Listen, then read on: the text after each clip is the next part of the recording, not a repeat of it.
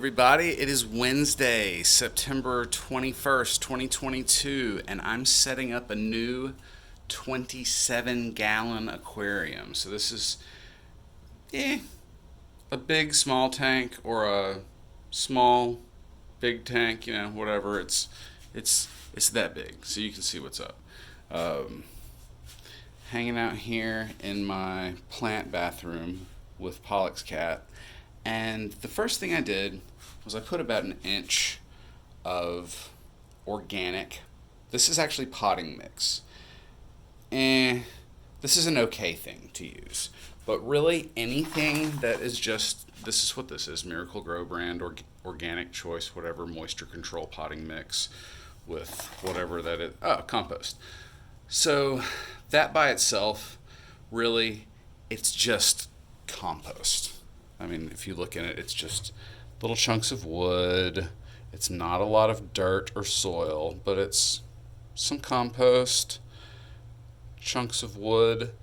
These, not the best thing to put in the bottom of an aquarium, but as they degrade, they will form a lot of carbon dioxide, which will actually saturate your aquarium water with CO2. I shouldn't say saturate. It will elevate the levels of CO2 in your aquarium.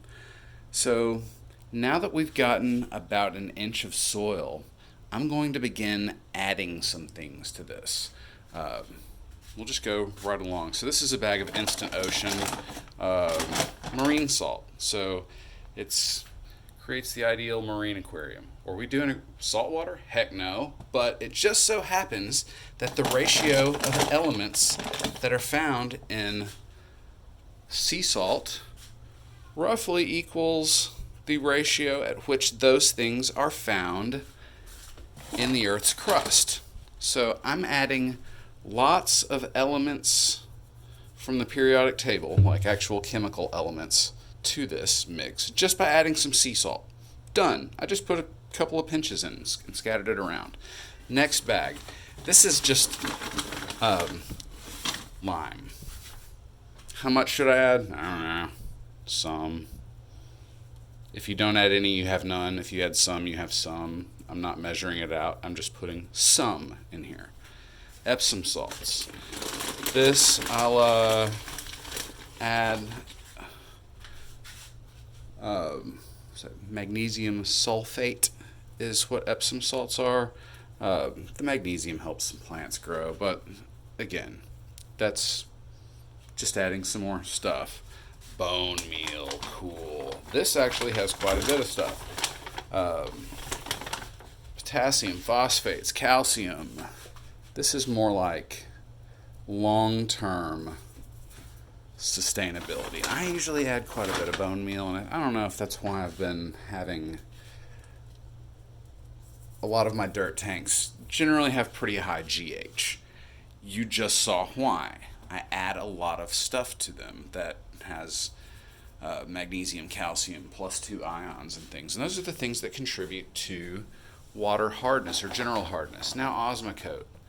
This is, you don't have to do this. This will add some nitrates to your tank. And a friend of mine was actually dealing, let me see if I can find the NKP ratio, whatever. This is slow release stuff. So I'm not going to get a lot, but I am going to put some in here. The reason for that is I'm going to be growing Amazon swords in this tank. And I want this tank to be very fertile. And the way I can achieve that right from the beginning is by adding a little bit of stuff to the mix. So Pollux and Keanu Kitty are hanging out with me here in the bathroom. They're like, what is he doing?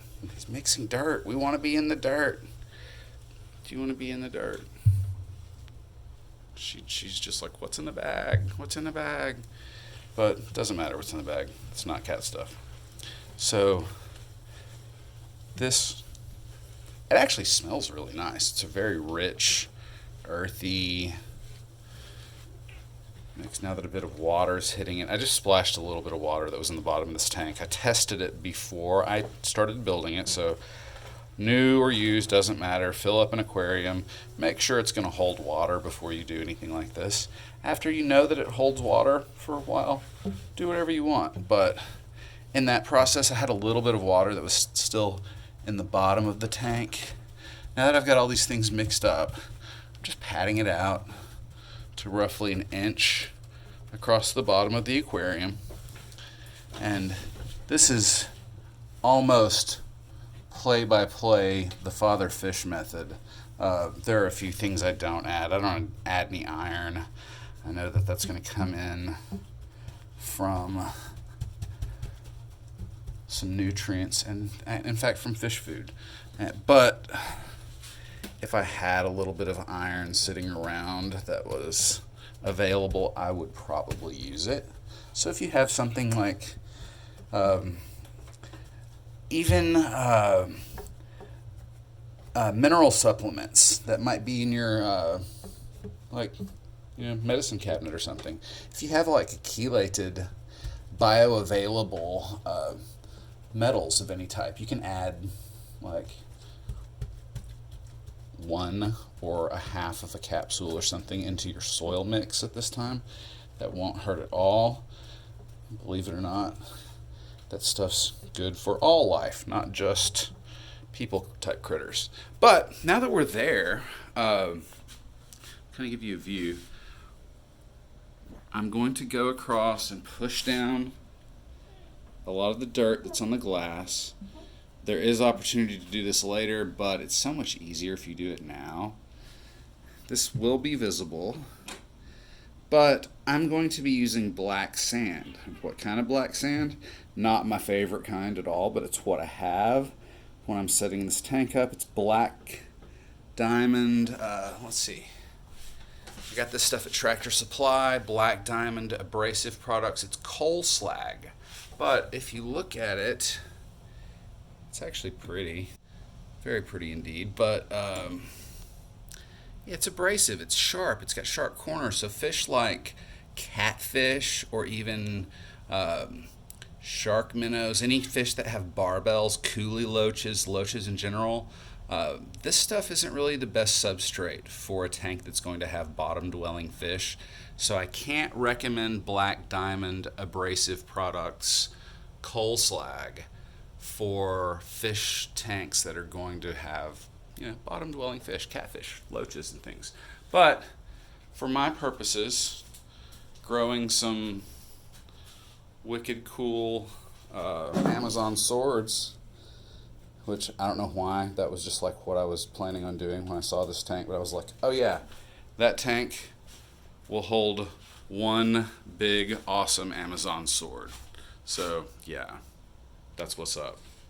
That sink will hold one medium-sized awesome cat and whatever. This countertop will hold 2 medium-sized awesome aquariums. So probably not going to do that, but it's going to go somewhere soon. Let's get back onto the